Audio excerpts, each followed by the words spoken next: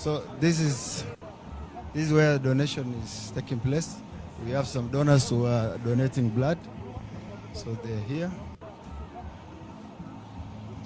This is where the actual donation is taking place. So we have our guests who actually.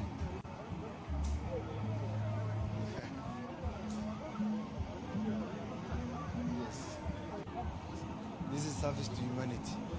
Voluntary donors, yes.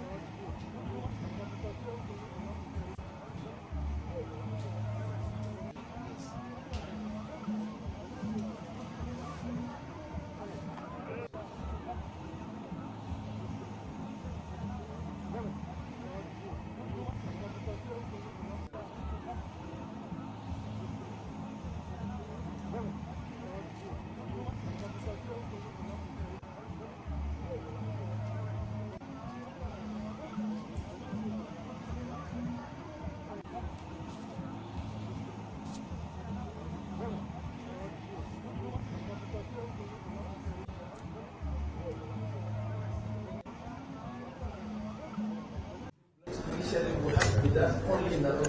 You have to cut the blood in a plane, do the separation in Nairobi, you need plasma. Sometimes they say they need plasma.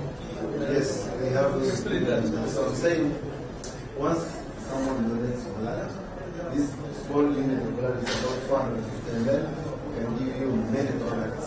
Can give you platelet, can give you fresh plasma, that is required by any patient. So that's why Asante sana for doing this. so that we Someone will do it, right? yes.